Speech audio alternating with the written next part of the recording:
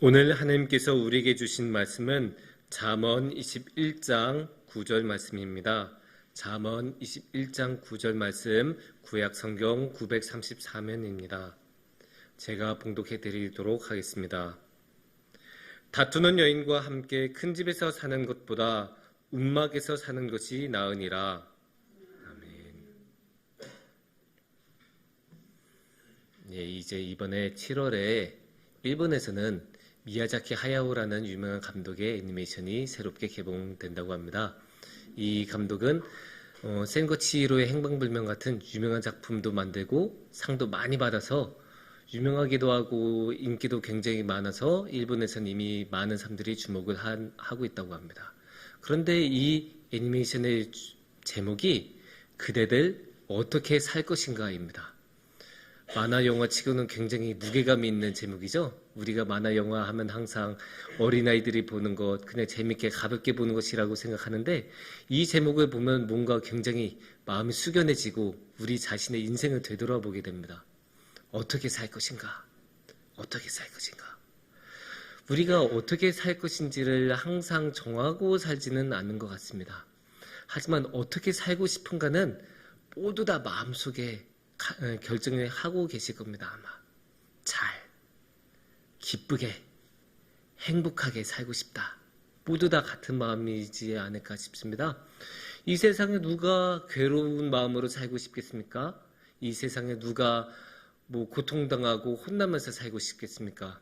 우리는 처벌받기 위해서 태어난 게 아니잖아요. 우리는 항상 기쁘고 사랑하고 행복하게 살고 싶은 마음을 가지고 있습니다. 그러면 우리는 어떻게 하면 행복하게 살아갈 수 있을까요? 이것도 굉장히 답변을 드리기가 힘든 질문이죠. 왜냐하면 행복이란 모든 사람마다 다 각자 생각하는 행복이 따로 있고 또 인생에는 너무나 많은 변수들이 있어서 이렇게 하면 행복해질 거예요 라고 딱 하나로 잘라서 말하기가 굉장히 힘들기 때문입니다. 그래서 하나의 완벽한 정답보다는 여러 가지 대답 중에 한 가지 정도는 이야기할 수 있을 것 같은데 그 중에 하나가 집일 것 같습니다. 집 정도는 우리가 필요하지 않을까, 행복한 인생을 위해서. 왜냐하면 행복하게 산다는 것 이전에 산다는 것 자체가 가능하기 위해서는 집이 필요하지 않겠습니까? 그 집이 있어야 우리가 밤에 이렇게 잠도 자고 거기서 밥도 먹고 씻기도 하고 쉬기도 하고 그런 모든 것들을 할 수 있고 또 물건도 갖다 두고 그렇게 할 수 있는 거잖아요. 그래서 집이 없으면 우리가 살아가기가 굉장히 힘들 만큼 집은 우리 삶에 너무나 중요하고 필수적이라고 할 수 있습니다.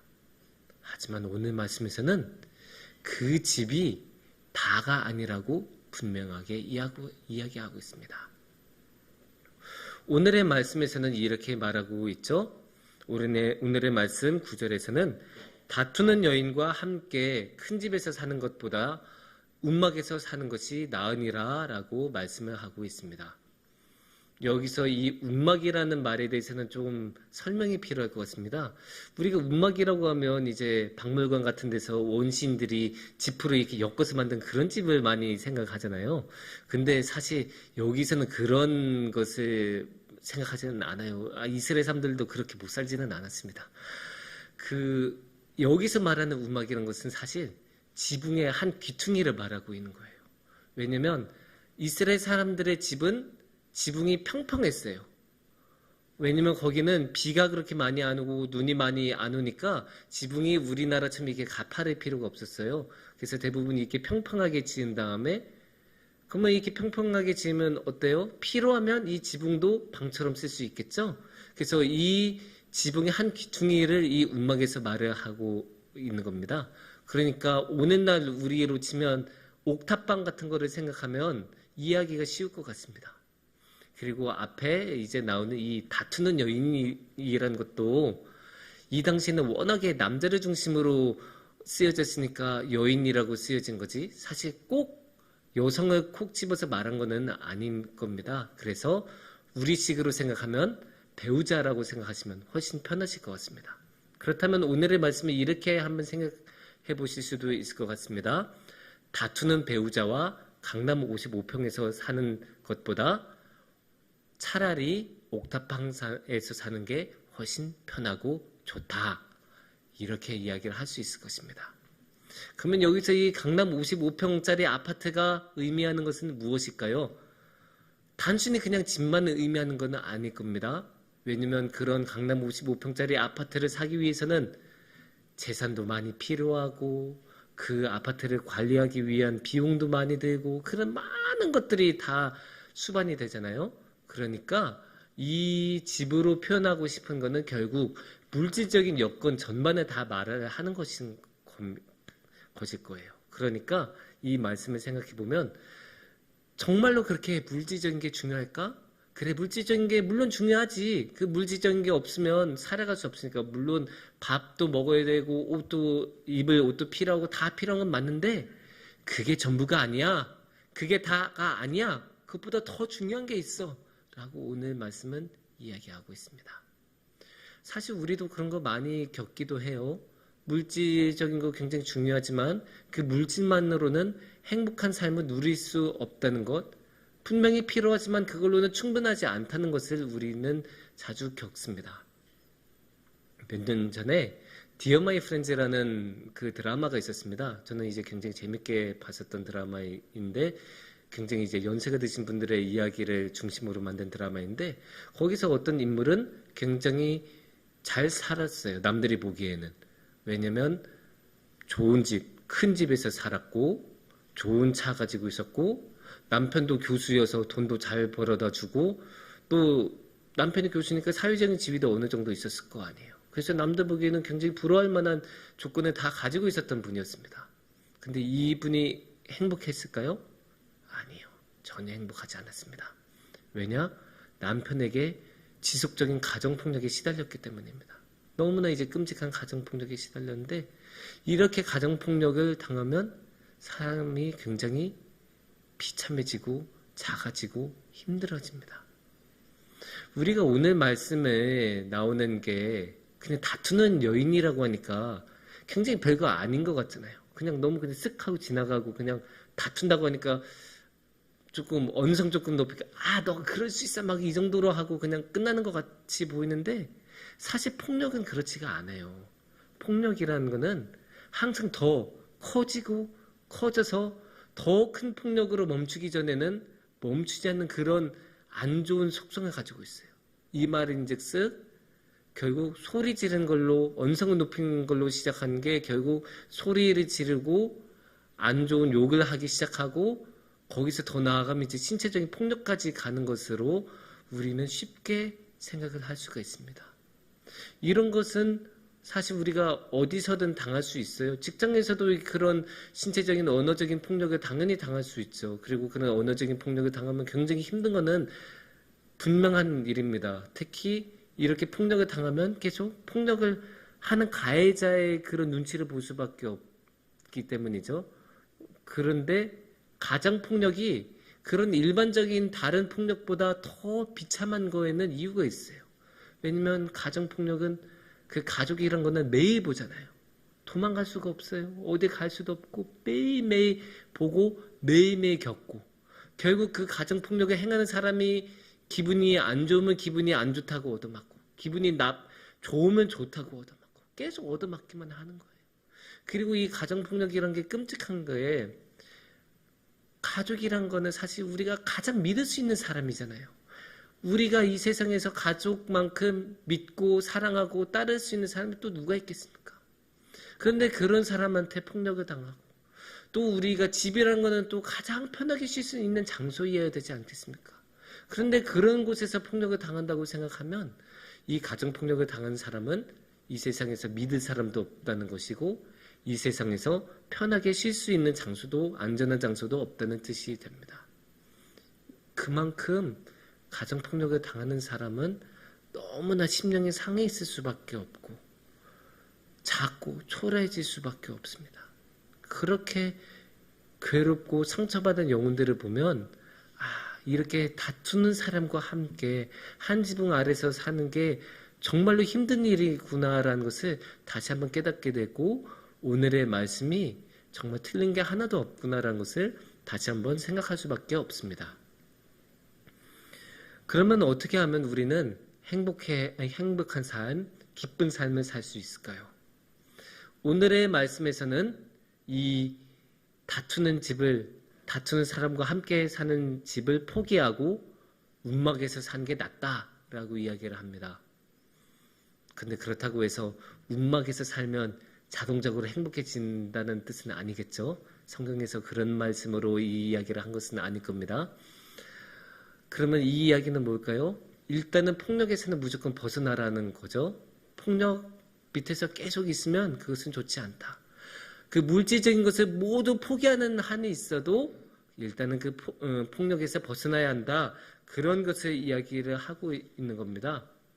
물론 그렇게 폭력에서 벗어나서 움막에서 살면, 옥탑방에서 살면 행복할까?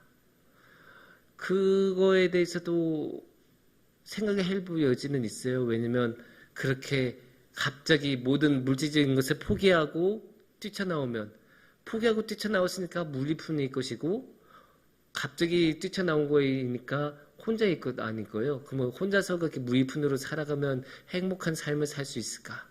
그렇지는 않겠지만 그래도 최소한 폭력은 당하지 않는다. 그러니까 마이너스는 없다.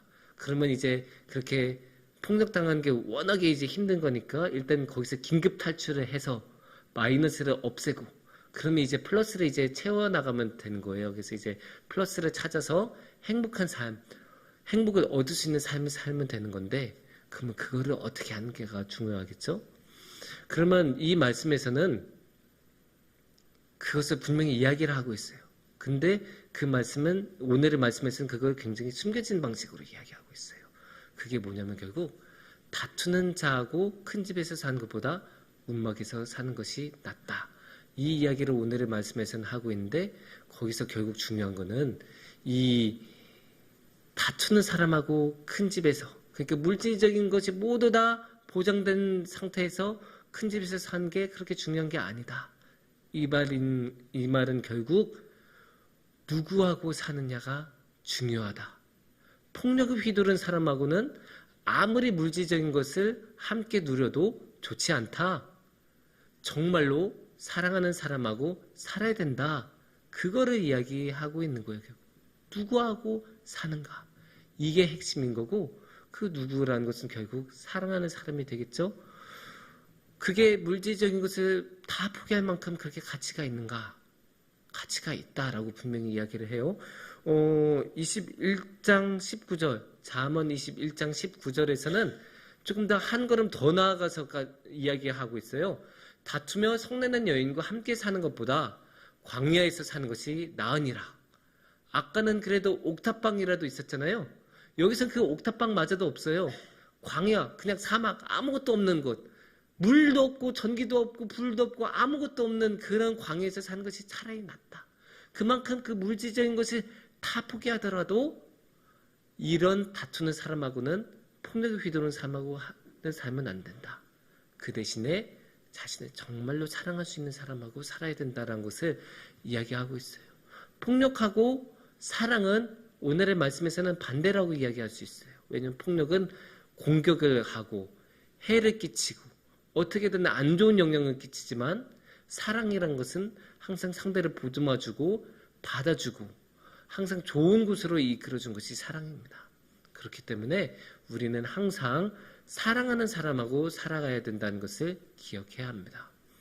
우리가 이런 것들을 정말로 물질보다 사랑하는 사람하고 살아가는 게 중요하다는 것을 여러분도 자주자주 겪으셨을 거예요. 분명히 겪으셨을 거예요.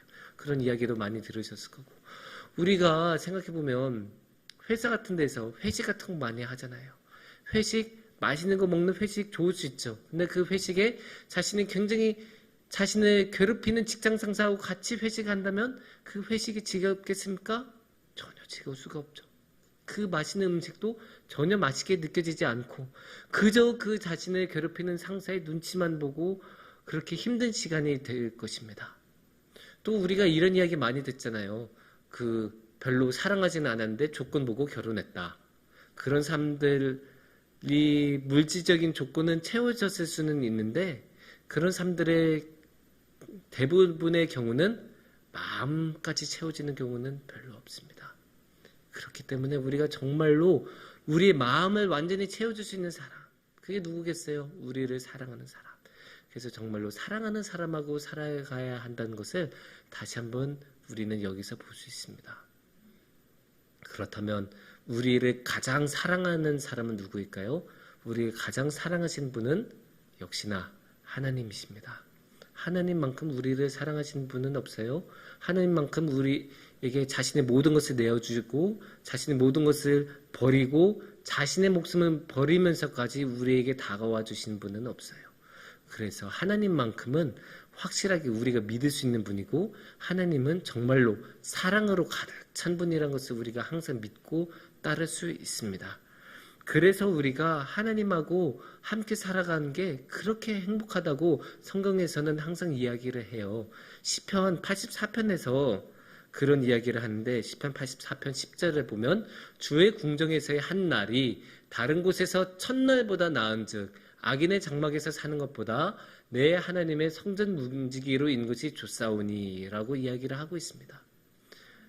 악인은 이 다투는 사람이잖아요. 그러니까 어떻게든 괴롭히려고 하고 툭하면 괴롭히고 갑자기 무슨 말을 할지 모르고 갑자기 폭력을 가할지 모르는 그런 악인이니까 그런 악인하고 첫날에 있어봤자 뭐합니까? 첫날에 있으면 그 첫날 모두 다가 괴로운 시간이고 힘든 시간인데 우리를 사랑하는 주님하고 함께 있으면 그 하루라도 주님의 성전에서는 주님을 만나니까 행복한 시간이 되고 우리가 치유를 받는 시간이 되고 우리의 마음이 사랑으로 가득 찬 시간이 됩니다. 그래서 우리는 언제나 사랑하는 우리 주님을 따르고 사랑하는 주님을 믿고 사랑하는 주님과 함께 하려고 주님께 우리 모든 것을 바쳐서라도 주님께 나아가야 우리의 삶이 기쁜 삶으로 이끌어질 수 있을 것입니다. 사랑하는 성북중앙교회 여러분, 우리도 이렇게 사랑하는 우리 주님을 향하여 나아갔으면 좋겠습니다. 그래서 우리 모두 다 기쁜 삶을 누리면서 우리 마음에 주님의 사랑으로 충만해졌으면 좋겠습니다. 특히 우리 내일부터 우리 교회에서 이제 청년부 수련회가 시작이 되잖아요. 그래서 우리 청년들이 그렇게 사랑으로 가득 차고 우리를 너무나 사랑하시는 하나님을 만나고 하나님과 더욱더 동행하는 그런 청년들이 되었으면 좋겠습니다. 그렇게 우리가 사랑으로 채워지고 사랑으로 동행할 때 우리의 삶도 사랑으로 가득 차고 우리도 다른 사람들에게 사랑을 나누며 사랑의 공동체를 이루면서 주님의 사랑으로 가득 충만해질 수 있기를 축원하고 또 축원합니다. 함께 기도하겠습니다.